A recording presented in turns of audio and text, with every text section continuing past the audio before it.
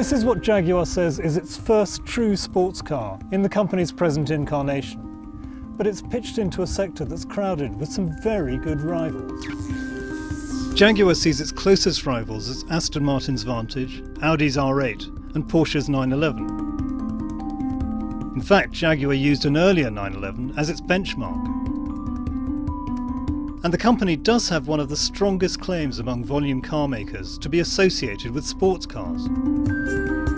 Just within the alphabet city of its specialist vehicles, there were the race legends the C-Type and then the D-Type. They developed a driver-focused design language that made aerodynamics, sleekness and the impression of speed key. That all came together with the 1961 E-Type, which combined litheness with potency and power in a revolutionary form. But after the E-Type, Jaguar seemed to lose its way. The car charged with putting it back on the sporty road is this one, the F-Type.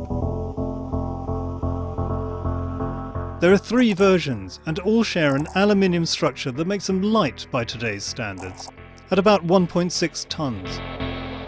The base model F-Type has 340 horsepower.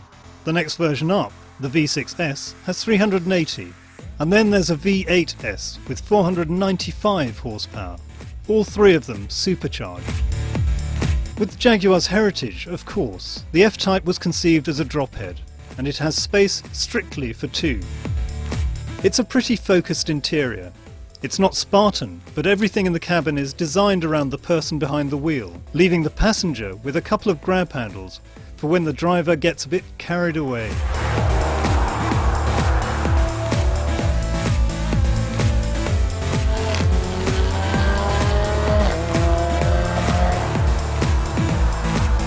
And that's easy to do, especially on these sorts of roads. The V6 and the V6S are perfectly balanced with 50-50 front-rear weight distribution. That's only part of the story though. Jaguar's engineers decided to stick with old-style hydraulically assisted steering, saying that electric systems lack the fine degree of feel they wanted. The result is handling ability that's difficult to challenge on the road. The V6S in particular is just crying out to be used on a race circuit.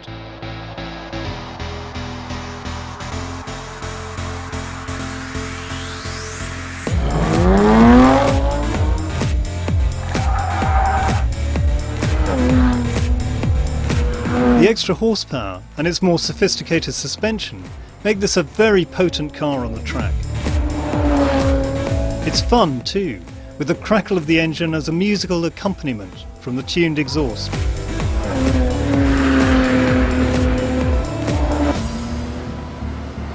The top of the range F-Type is the V8S. Pleasingly, it's only 5 kilograms heavier than the V6. But that perfect front-rear weight distribution is compromised. And the engine, though having ample power, feels less urgent and involving. It's the same problem I had with the latest version of BMW Z4. The biggest engine cars are good, but there's a huge amount of pleasure to be had from wringing out the performance from a smaller, better balanced machine. That's vital in a 2-seat sports car, especially from this manufacturer. Jaguar has, quite rightly, made its F-Type very driver-focused. The engines are strong and full of character, but the star is the steering. And that handling does indeed put Jaguar on the right line to reclaim its sporting heritage.